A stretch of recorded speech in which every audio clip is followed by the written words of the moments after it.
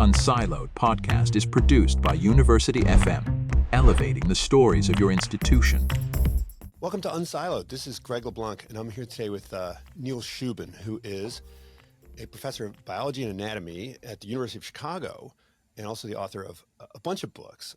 Most recent one is called Some Assembly Required, Decoding 4 Billion Years of Life from Ancient Fossils to DNA. And then before that was a book called The Universe Within, Discovering the Common History of Rocks, Planets, and People. And then, of course, the first book, which is Your Inner Fish, a journey into the 3.5 billion year history of the human body. Welcome, Neil. Yeah, great to be here. Thank you. Now, what's funny is I think each of this sequence of books actually illustrates in a strange way the theme of the books, which is how new things find their origins in old things. And you're a professor of anatomy and biology, and you talk about dissecting human bodies, right, during your education at one point. But you also say that in your lab, you have these fossils on one side, and then you got DNA samples on the other.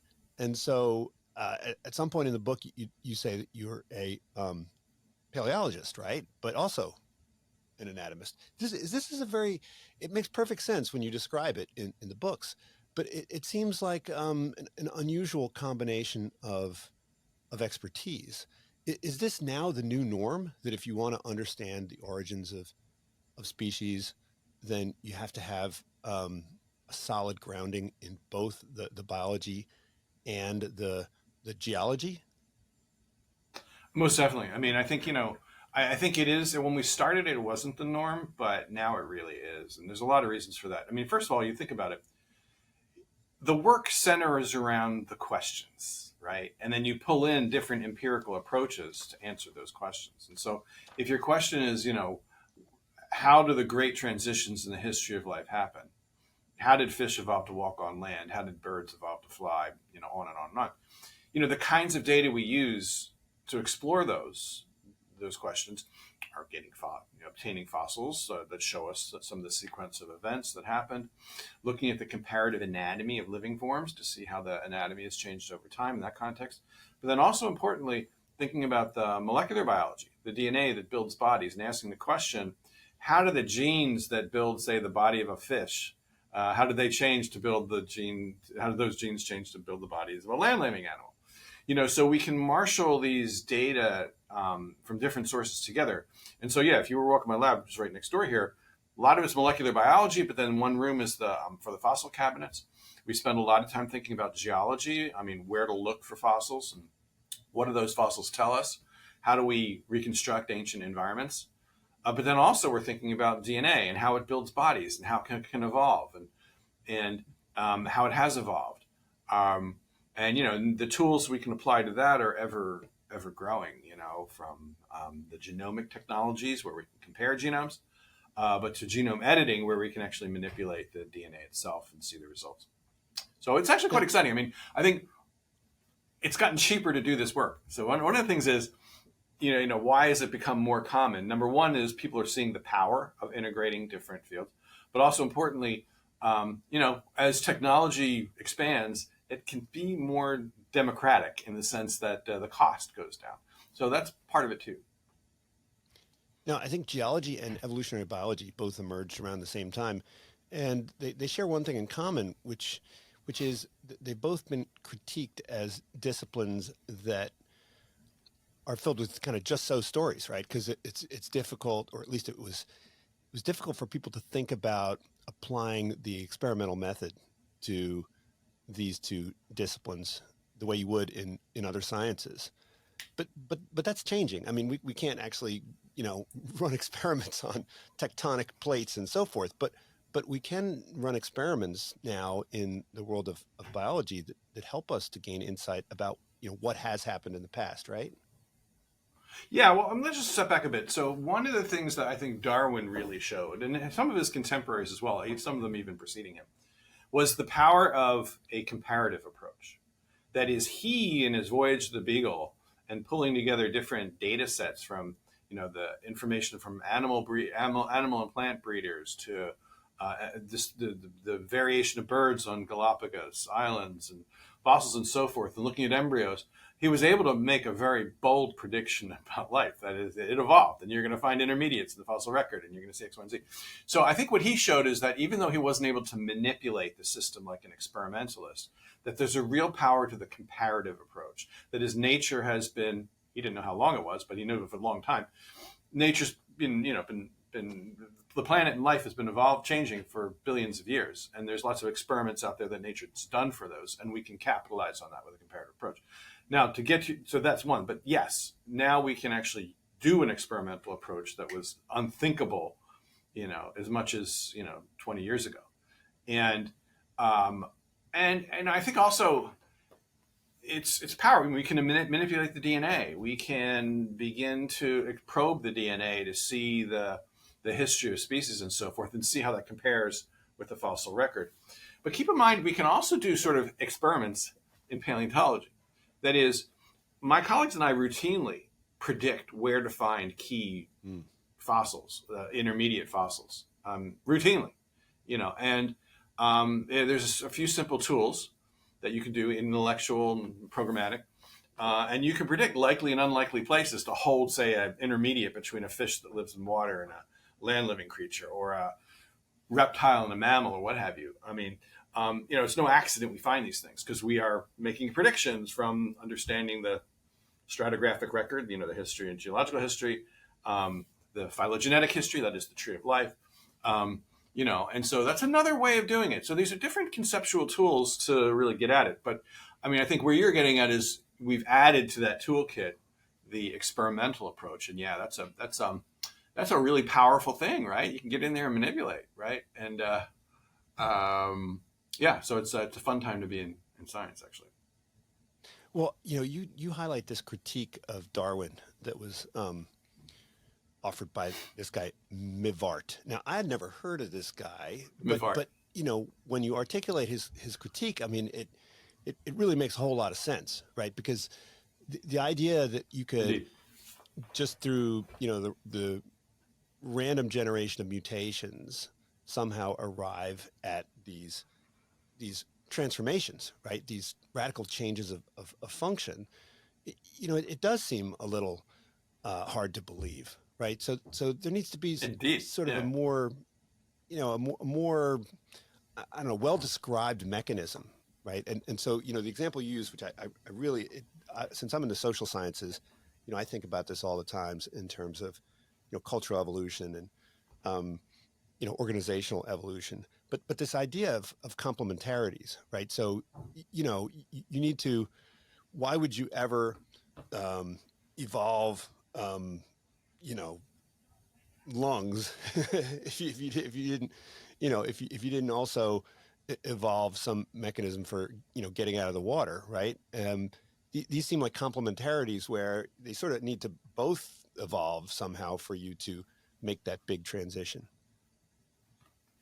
Yeah, and so, I mean, just a word about Mivart. He was a great critic, and he was one of the first to really hammer into Darwin, not just, between religion and science, but on the science itself, right? And as you say, he said, if you look at any great transition, so many things have to happen independently, it's almost impossible. And he had other critiques as well, like what good is half a wing if you're trying to fly? And so that was really cogent, and it forced Darwin to really think hard about evolution in new ways. And so in his response to Mivart, that's the 6th edition to The Origin of Species, and that's the key book. The 1st edition, okay, but the 6th edition is where he responds to Mivart. And that's where he's expanded on the theory, and it's much more solid, and it's much more cogent. Now, just one side thing about Mivart is he managed to piss everybody off. He didn't just criticize Darwin; he criticized the Catholic Church. He was a professional critic, and he was excommunicated. Actually, poor guy. So that's a key point. And so when you think about how great transitions happen, there's a piece of Darwin that was key, and he was saying a lot of evolutionary change happens not by changing the structure itself, but by changing where that structure is useful or how changing the function of the structure. And so what does that mean? Well, what that means is, to get back to your question, is if you think lungs evolved as creatures started to walk on land, or if you think that feathers evolved as creatures started to fly, you'd be in very, very good company. You'd also be entirely wrong, and we've known it for over a century. And the key point here is the great inventions of the history of life that we associate with great transitions usually occur well before and arise in a different context. So lungs, they came about eons before animals took their first steps on land. They're a primitive structure. And how they arose? They didn't evolve as creatures evolved to walk on land. They evolved in creatures as accessory respiratory organs. They evolved as creatures were living in water, typically fresh waters, that would have variable oxygen content through the years. And they'd have both gills and this accessory thing called lungs. They'd use the gills when there's lots of oxygen in the water. They'd use the lungs when, there's not much oxygen in the water. And they were like a Prius. Yeah, exactly. They're a hybrid. Yeah, exactly. They're a hybrid. And so, but that's also true with these animals and how they're moving. They developed arms as fish and elbows, necks. All these things appeared originally in fish living in aquatic ecosystems to be good fish, to walk on the water bottom, to breathe in water it doesn't have a ton of oxygen, such that when the opportunity came for land being, something to go to, like food there, they already had many of the major inventions, right? So it's already there. And so it's changing the function, so changing the context. That is, breathing air in water. That's what their fish were primitively doing, but now it's breathing air while living on land. And so that is how you get all these inventions happening simultaneously, because animals already had them, in one context. So it makes these shifts much simpler. And the same thing is true with feathers, right, in birds. Yeah, I think you quoted somebody who said that, the first bird came from a reptile egg, right? I mean, there has to be some, right, at some point, the chicken hoop, which came first. I mean, at some point there was this shift. Does that mean that evolution sort of, happens at variable speed, right? That, when... Oh, definitely. It definitely happens. Yeah. I mean, I think though, evolution happens, by all accounts, very gradually from generation to the next. But when we look at it over geological time, which is the window we have as paleontologists, it may look rapid, but it's probably, very slow if you were like on the ground watching it and measuring it year to year. So 100,000 years is a blink of an eye in geological time, but it's actually a really long time when you think of generations of animals and so forth. So evolution can happen in different rates, and the key point here is animals are using the old to make the new. Evolution is not designing things from a blueprint, right? There's not a blueprint and then everything's designed from scratch, fit for purpose, boom, boom, boom. No, what you're having is you have ancestors that are being modified to make new things. So you're modifying ancient genes to make new structures. That means history is very important. History provides constraints, right? Because you're not starting from scratch. But it also creates opportunities, right? Because you're in a particular environment and with particular genes, you may be in the right place at the right time, but you also could be in the wrong place, in the wrong time too. So, well, you also quote this guy Haeckel, right? Who said ontogeny recapitulates phylogeny, right? And I remember there was this movie there was this movie that came out about 30 years ago. Remember, it was called Altered States, and I think that was sort of the basis of that movie. Right, where you could somehow go back in time and find your inner primate, and then go back in time and find your inner, and it was all baked into your DNA. Right. So Haeckel's idea, ontogeny recapitulates phylogeny, is they used to teach in like high school and stuff. Is the idea that it's the idea that during development, from egg to adult, an organism will track its evolutionary history. Now, to Haeckel, that was a real law of evolution. It was a law of diversity. But as we know since, it doesn't happen all that much. It doesn't really work that way. There are cases where ontogeny will recapitulate phylogeny. One of the greatest examples is kidneys. So if you look at development of a human kidney, it goes through like a fish stage, an amphibian stage, and so forth. But it's kind of rare that it works out that way. Excuse me. It's kind of rare that it works out that way. But it is a historically very important idea that people really looked to embryos to see evolutionary history. Now, embryos are really important to understand evolution, but you can't always track evolutionary history just by studying embryological stages. Now, how much of our understanding of evolution has changed due to a greater appreciation of kind of molecular switches, like junk DNA and what it does? Because it seems to suggest that we have within our DNA lots of different possibilities, and this explains a lot around birth defects and so forth.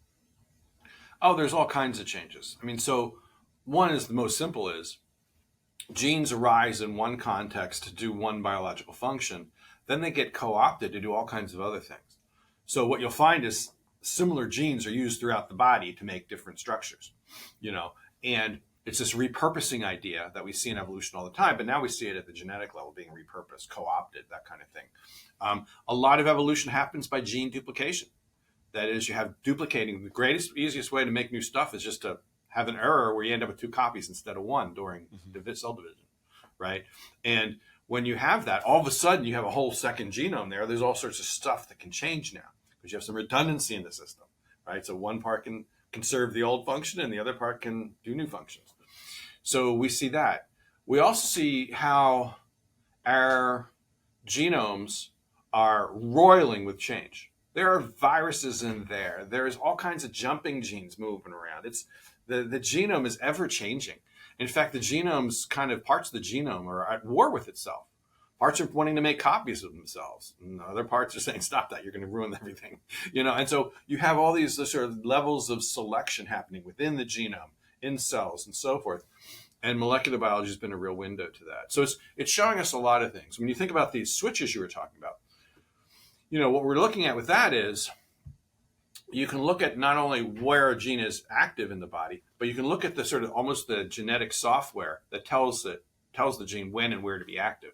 And it turns out a lot of the big changes in evolution are not as much about evolving new genes. They're about using old genes in new ways. That is, changing when and where they're active. That's where those switches, the genetic regulatory elements come into being. In part, there's a lot to that story, but the précis is right there. Yeah, I think you said 8% of our DNA is made up of dead viruses. Is that right? Yeah. Oh gosh, it's a virus graveyard. Mm-hmm. And you also said that. And then much of it else is all duplicated elements that are jumping around. In fact, only 2% of our genome is our own genes. It's kind of funny to think about. But I think you also said that you can study the DNA, of course, but studying proteins is another way of getting at our history, right? And I think you said that all the proteins, or most of the proteins that we currently produce, exist, or at least the machinery for them exist, even in one-celled organisms. Proteins we can go deep. Yeah. And so what you could do with proteins is a lot of stuff. You could do it with genes too, but originally people looked at protein sequences to look to see maybe there's a clock in evolution that where if we compared proteins to different species, we could see how long they've been separated in evolution. But also what proteins show us is oftentimes these proteins, not always, but often, they exist in families of proteins. There's whole classes of them, that are duplicates of one another, modified duplicates of one another. And these protein families are, gain new functions and so forth. So a lot of this is you're looking at the evolution of proteins themselves. And some of these proteins, as your question said, are deeply ancient. You can trace, I could have written this book, I wrote Your Inner Fish, right? But I could have written it, called it Your Inner Worm. I could have called it Your Inner Bacterium, because we have a history that goes all the way back to these things. And the question is, which level do you want to park at? So. Well, in the other book, in The Universe Within, you take it even further back. I mean, you could be like, inner meteorite, right? Yeah, exactly. Your inner planet. I had fun with that book. That was really fun. Right, and that one, of course, I think. Go ahead. No, I was just saying, it's like I was working on Your Inner Fish, and I was like, you know what? I could write Your Inner Bacterium or Your Inner Worm, but what about Your Inner Rock? And so that was kind of like that was a shift. That's why when I ended up writing The Universe Within, it was actually called Your Inner Universe originally. We changed the title. Well, of course, you spend a lot of time with rocks, and I think some of the most I think the most enjoyable part of the books has to do with your travels and your seeking out different rocks, right? Whether they be in the highways of Pennsylvania or out in Greenland or Ellesmere Island. Um, and I think most people fail to appreciate that they might be walking past, fossils, or their homes might be built of fossils. Indeed. And so, what was it like to kind of just find a boulder on the side of the road that turned out to have, these wonderful Fit fossils inside. within? Oh, it's mind blowing. Okay, let me paint a word picture for you. Imagine standing on a mountain in Antarctica. Okay, and it's a mountain surrounded by the ice plateau, and the ice plateau goes 400 miles to the South Pole. This is where I was working in 2019. And at the top of that mountain are ancient rocks that hold ancient streams inside them from a tropical ecosystem, and inside those rocks are ancient sharks, fish, and other creatures. The juxtaposition between present and past is utterly mind-blowing, and that's a particularly extreme one. But you brought up another one. Here I am by the side of a road in Pennsylvania, cracking in these red rocks. Trucks are whizzing by, honking at us, and I'm pulling out giant fish from the Devonian period. Again, juxtaposition between present and past. So what you have in the geological record is a library of the history of the world. And so what someone once told me when I was an undergrad, and I was debating whether to take geology or not.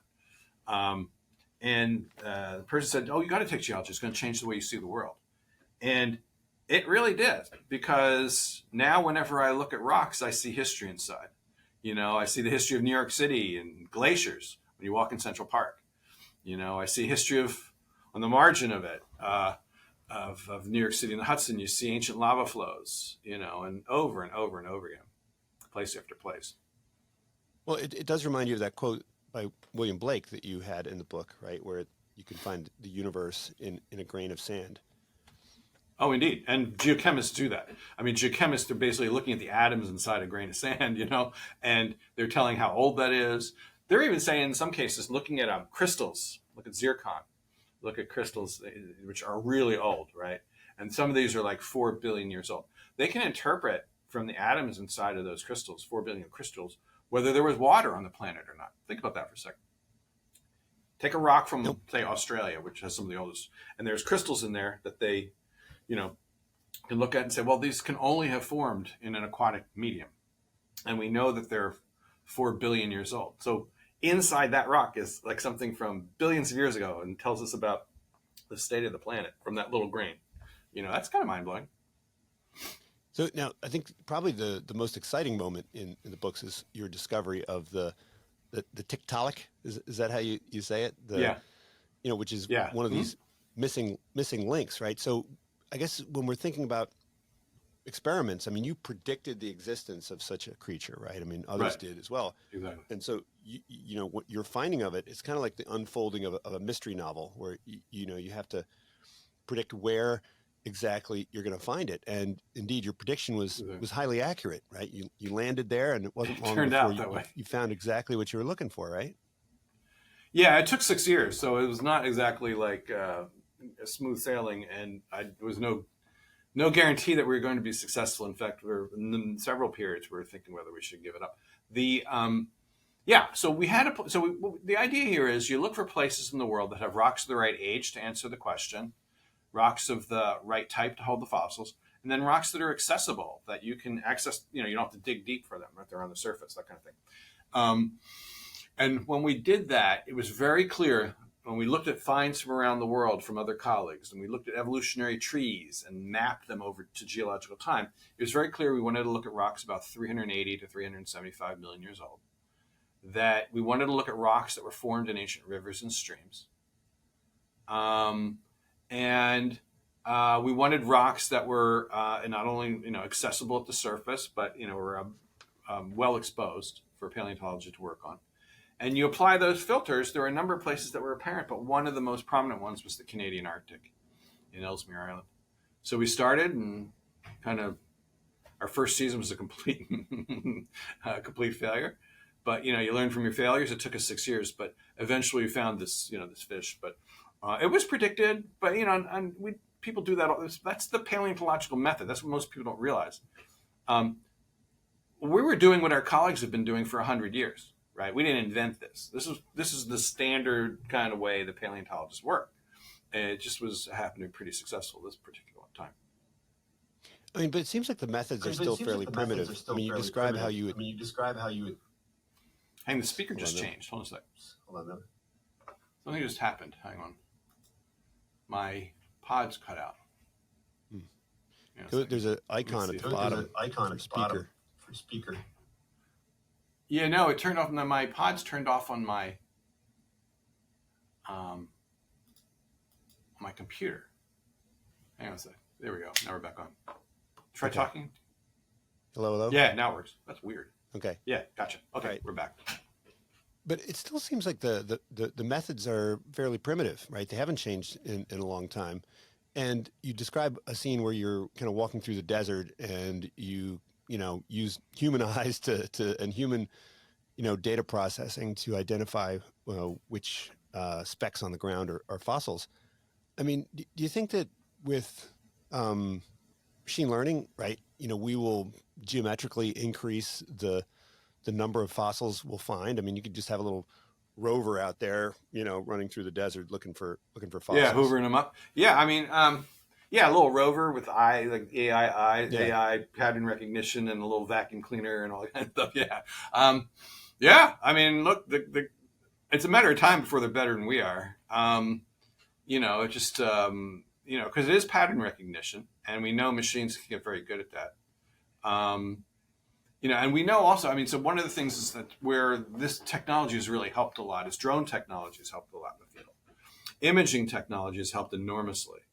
So now, you can take a drone, and back in the day, 10 years ago, we'd be in an Arctic stream, and I have to say, is it worth it crossing this stream? I mean, is that rock? I mean, we have the maps and we have some aerial photos, but, you can send a drone over and just see whether it's worth looking at, and that saves us half a day, Imaging's also really changed the game for us.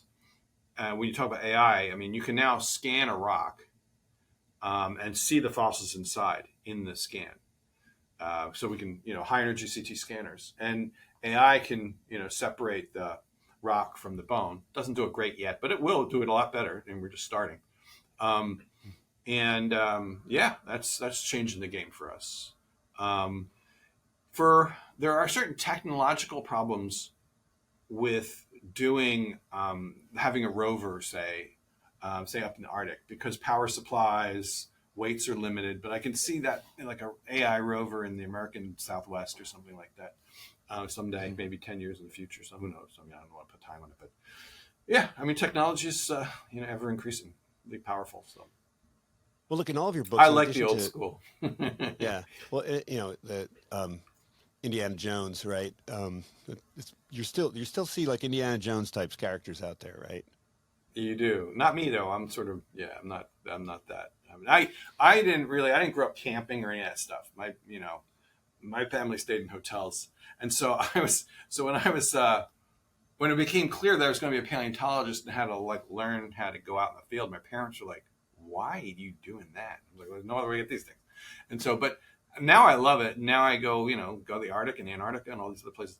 But I'm the last. If you knew me as a 15-year-old, you'd said I'm the last person you'd ever think that would go in the field, let alone lead expeditions in the field. So that's what I'd like to tell. Well, in addition to describing the history of the Earth and the universe and the history of life on Earth, I mean, your books also describe the history of discovery, right? I mean, a lot of the characters that you describe the excitement of their discoveries and how each discovery kind of led to the next discovery. And it seems like human creativity or human scientific enterprise follows some of the similar patterns of development as life on Earth. Oh, that's why I love it. I mean, because people have an idea in one context that's valuable in another one. Sometimes two people or more come up with the same idea independently.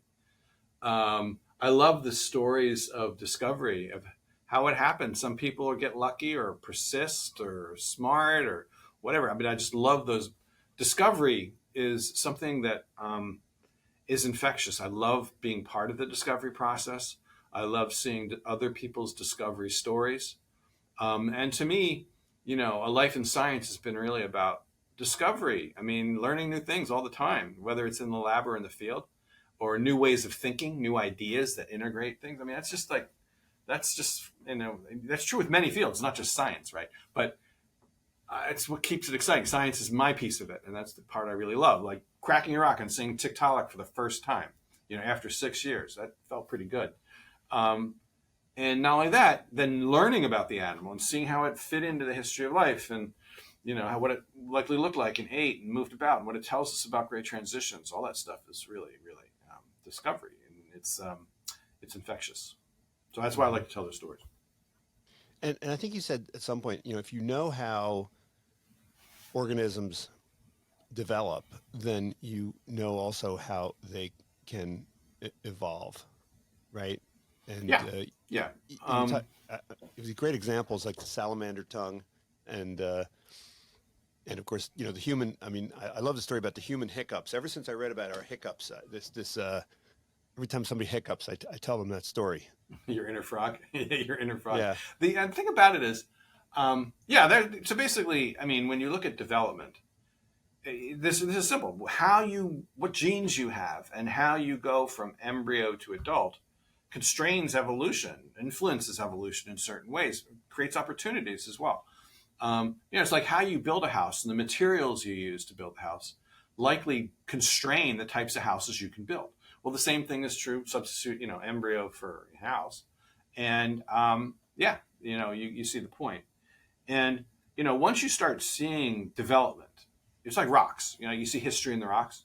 Well, once you start seeing development, you start to see the relationships among animals in new ways, and you start to see how we carry these artifacts of history inside of us, and some of them are very surprising. One of my favorites is, relate to hiccups, but it's also the gill arches that we have as embryos. You have a series of swellings that appear in the pharyngeal area a few weeks after conception in humans. And the cells in those swellings migrate and they form parts of the jaw, bones in the middle ear, voice box, all that stuff, and the muscles and nerves and bones that control that. Sharks have those same swellings in development. And what do they form? They form the gill apparatus, And so what is gill apparatus in another creature is actually jaws and ear bones and voice box in us, which means many of the muscles and nerves and bones I'm using to talk to you with, and many of the muscles and nerves and bones you're using to hear me with, correspond to gill structures in sharks and fish. And we know that from the development, but we also know that from paleontology. I can trace one of those gill bones in fossils, where it's pretty big in sharks. I can see it getting ever smaller, and I can see it in amphibians as a very small bone, and I can then see it in the ear, in our inner ear. Our middle ear. So I see the story written in embryos, but I can see that same story written in fossils. That's a beautiful example, honestly, how history can surprise you, deeply, right? And that's something we teach our medical students, right? When I was teaching medical anatomy, that was kind of one of the classic examples I'd use.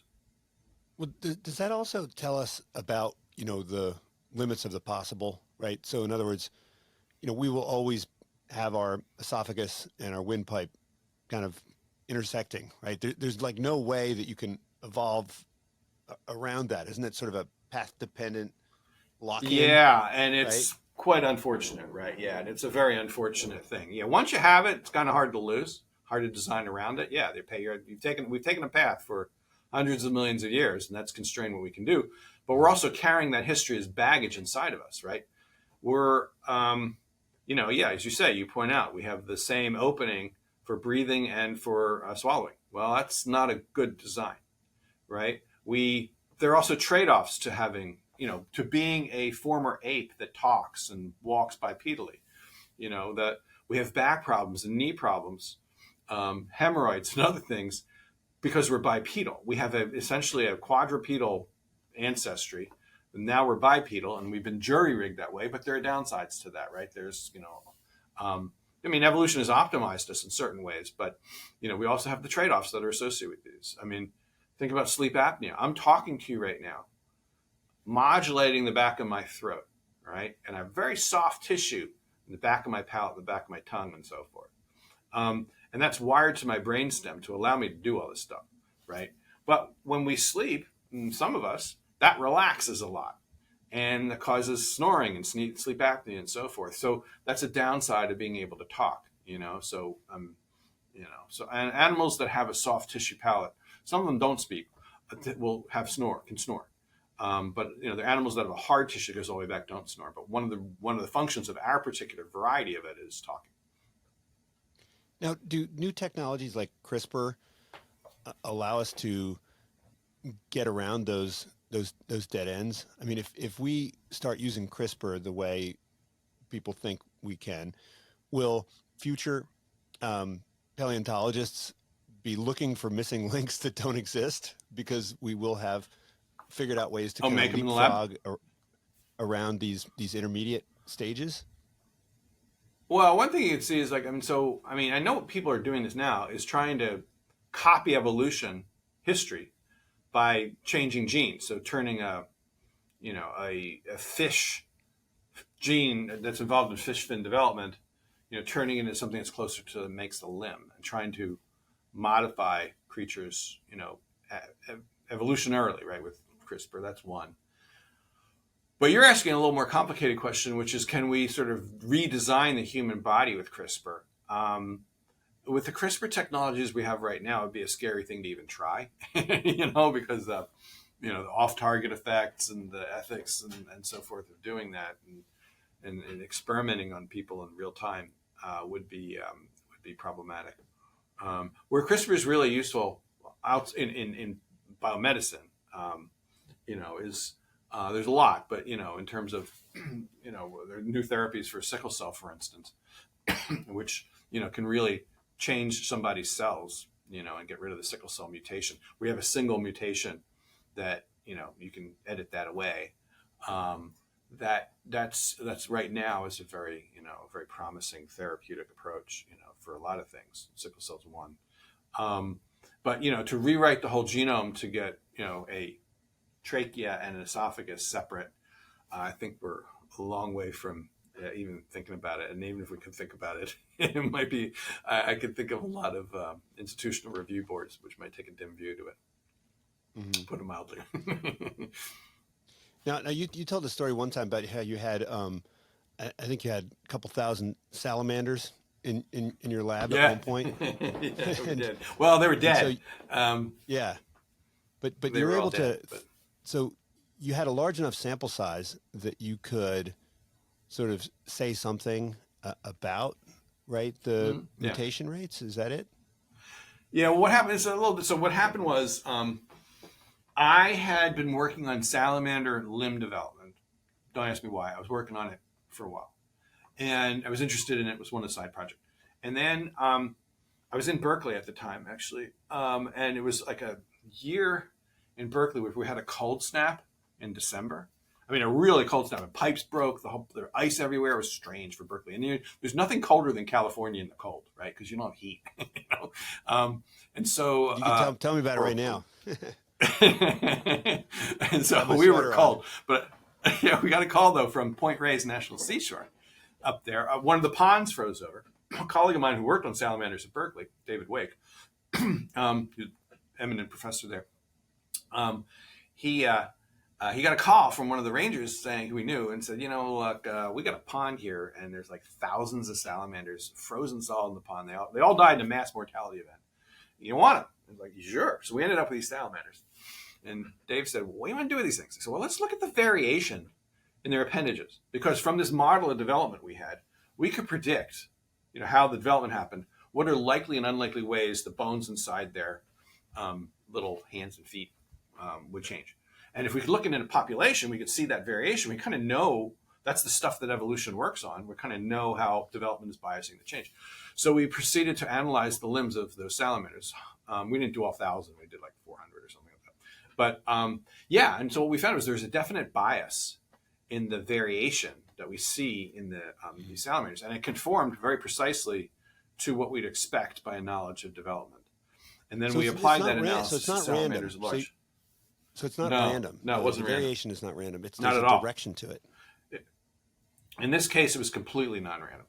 And in other cases where it is random with respect to certain things, but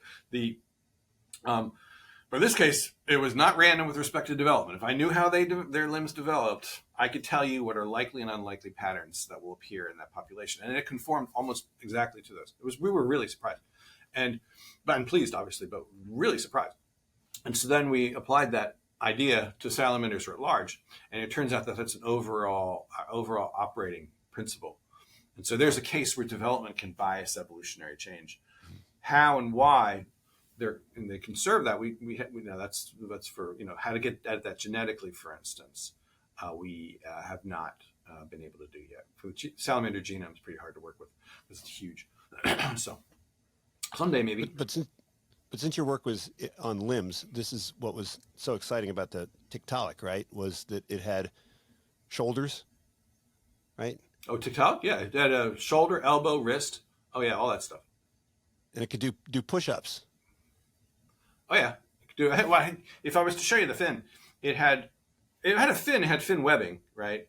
But in it was humerus, radius ulna, intermedium ulnare, which are parts of the wrist, and other little wrist bones, which you see in salamanders or in amphibians. And on the ventral or belly side, there's all these crests to hold powerful muscles. It's unambiguous, And what do those muscles do? Well, in creatures that have them, they lift the body off the ground. And us, we use them for push-ups and bench presses and things like that. But most animals use them to hold their body off the ground. So, I mean, that at the time was probably the biggest gap in the fossil record that was of interest. Are there any other major gaps in the fossil record that are puzzling paleontologists right now at the moment? If there were no gaps, I'd be out of work. And so I like the gaps. And so one of the things I like is exploring the origin of vertebrates. We're getting into that in the lab a little bit. And that is, how do you make the transition from a soft worm-like creature to a creature with teeth, a skeleton, a backbone, skull, that kind of our organization, right? How did that fundamental organization, having a skull and a backbone and teeth and all that, come about? How did these tissues come about? And that's something that happened well before Tiktaalik, right? That happened likely about 500 or so million years ago. So that's what we're actually in my lab really interested in now. I'm just beginning work on that really. Let's talk in 5-10 years. Maybe we'll have results by then. But that's one. There's others too. I mean, I think, where people are making a lot of inroads now in the lab actually is the origin of multicellularity. For billions of years, all life existed as single-celled individuals. Sometimes they'd clump together as colonies. But then all of a sudden, multicellularity came about. Had creatures with bodies, composed of many cells, whether it's like an animal body, a plant body, an algal body, a fungal body. You had bodies come about. And so how do bodies come about? That's a really cool question. And people are really making a lot of inroads into understanding that. There's lots. I mean, there's tons. I'm still working on the fish thing, so I'll keep us busy for a while. Could we maybe do that in the lab, right? So when they first started using fruit flies, right, they used them because you could, go through thousands of generations in a relatively short period of time, and you could start making these fruit flies do all sorts of things. Can you imagine a way of speeding things up so that you could take single-celled organisms and actually recreate this? I remember there was this, you mentioned Cosmos in one of your books, and I remember watching Cosmos as a kid, and there's this great scene where Carl Sagan dumps into a big vat, a bunch of, I don't know, all these different, a little bit of iron and a little bit of carbon, and then he blasts it with electricity and says, hey, that's how you create, that's how you create life. Would you be able to, can you imagine a situation where you could apply enough evolutionary pressure to a single-celled organism that you could get it to, somehow mutate into a multi-celled organism? People are doing it right now as we speak. There are people looking at yeast. What they do is they select for yeast. So they have yeast in a test tube, right? Brewer's yeast, whatever. And some of the yeast little cells could stick together to form clumps. So what they did is started selecting for increasing clumpiness. And over 60 yeast generations, they got ever more clumpy yeast until they got what's called snowflake yeast, which is yeast that is clumpy, but now the cells have a division of labor. They actually evolved. Some cells are big, some cells are small. They may be doing slightly different things. So they're able to induce in the laboratory a version, we can call it a proto, if you will. If you squint, you can sort of see some of the elements of multicellularity existing, not only having many cells form a larger individual, but those cells now trading functions in certain ways, having a certain kind of division of labor. Other people did this with algae, where they took a single-celled algae and they introduced a predator. And what the algae did is, after introducing the predator, what selection did in this case was you got ever clumpier.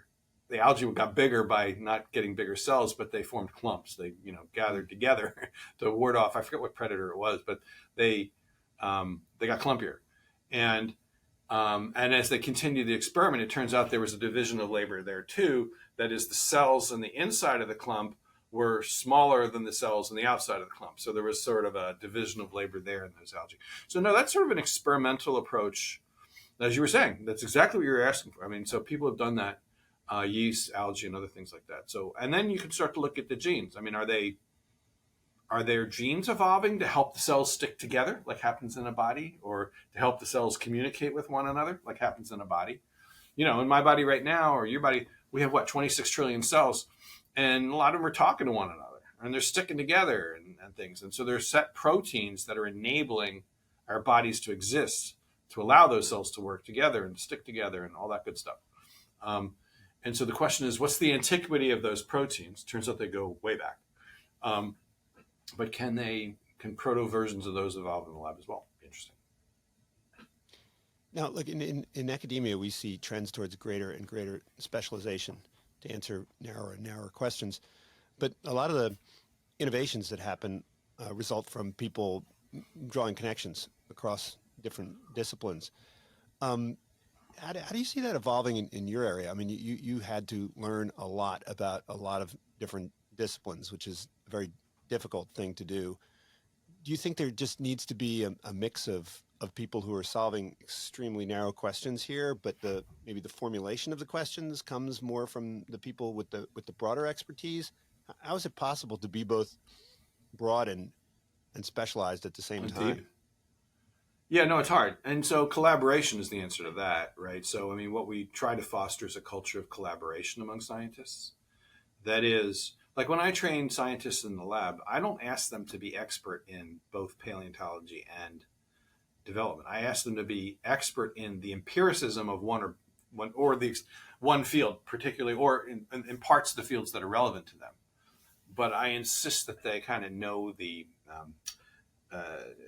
be able to have critical thinking and creative thinking across the fields. But their empiricisms, the way they do their work, whether it's lab work or field work, or sometimes both, they have to specialize there. So like in the empirical piece, it does take specialization. This is hard work, I mean, you got to be able to troubleshoot. No experiment works the first time, and few work the third time, right? You got to know how to stick with it and troubleshoot and change, and that takes expert knowledge, right? Likewise, few field expeditions work the first time. You got to know how to troubleshoot and learn from your failures and all that sort of stuff. And so that is expert knowledge, right? But the ability to synthesize different fields and the ability to know when your field can really profit by ideas in other ones, I think that does come from exposure. It comes from collaboration. It comes from thinking broadly.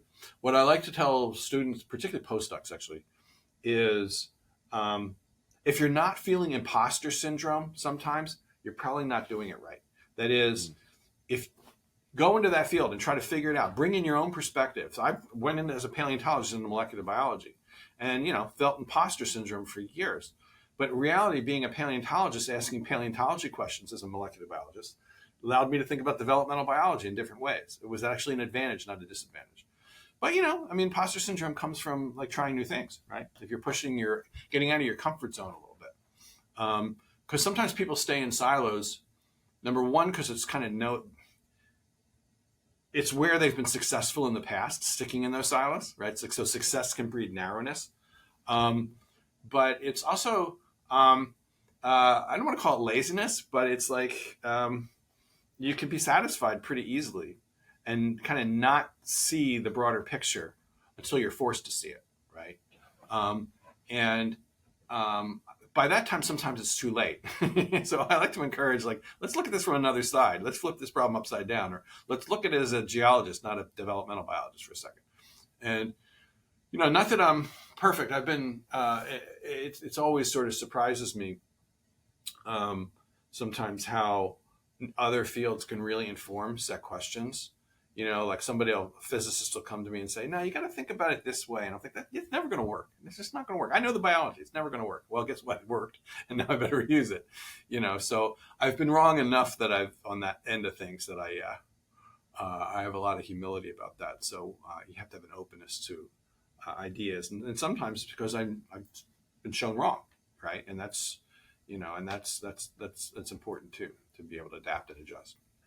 And when's the right time to introduce people to this breadth? I mean, is it best to expose them in graduate school to these other disciplines, or is it better to wait until they've sort of mastered their level of expertise, then start? That's a really good question. Yeah, well, sometimes I worry that the way we've learned these things as undergraduates, chemistry, biology, physics, does set those silos up early, and that we kind of reinforce them from time to time. There's a reason why we teach chemistry, physics, and biology, and separately. But I sort of wonder. Like I learned my geology as an evolutionary biologist, right? I didn't learn it as a geologist. I learned molecular biology later as a paleontologist. And so I think it's okay to have it's okay to be siloed to some extent early on, but I do think it can constrain you. I think by the time we get to graduate school, having cross-disciplinary training is essential. So by that point, if you're not doing it, you're lost. So I do think it's really important to inculcate multidisciplinary thinking or an openness to synthesizing different fields almost immediately, right? Because oftentimes they do come in having siloed undergraduate training. They've been a chemistry major or a biology major or a geology major, right? And interestingly enough, those students have a real hunger for that now. That's one thing I've seen differently in students is they tend to really be a little bit more multidisciplinary than in my day. I mean, this is all anecdotal, but anecdotally, I see more dual majors or students with one major and two minors, that they're really trying to bridge fields, and they're not just being careerist about it. They're actually really interested in it. And I also like to tell students that my most important, the class that was when I look back at my undergraduate time, right? I took a lot of geology, took a lot of biology, all that stuff, anthropology, you name it. But the class I think that really resonated with me most, that I carry lessons with, was Russian literature. And the reason for that was the literature was mind-blowing, particularly when you're, an undergraduate, you're reading Dostoevsky and Tolstoy and Turgenev and all that. But I also had a professor who really cared about writing and critical thinking and would really, focus on the words and the structure and the meaning and syntax. And I was forced to be very precise in a way that I wasn't before, and structured, but also think critically and creatively. And so I look back on that and I tell students, my most important class was not like paleontology, it was Russian literature. So you got to be open to that. And inspiration can come from so many different places, right? And it's hard to know at the time that you're going to be inspired, right? It's like, and so you have to be open to that. I think you have to keep an openness in science. So, or in any intellectual endeavor, to new approaches, new ways of thinking, and some humility about what you're doing and what you have yet to learn. Well, that shows up in your writing, and these books are all incredibly well written and enjoyable. They're beach reads, believe it or not. And this book, Inner Fish, is the first time I read it. It really does highlight your interdisciplinarity and the joy of discovery. And I think you could also have a career as a historian of science based on the stories you tell. So Neil, thanks so Thank much you. for joining me. Really appreciate it. And hope to My chat pleasure. again soon. All right, thank you. Great chatting. Unsiloed podcast is produced by University FM, elevating the stories of your institution.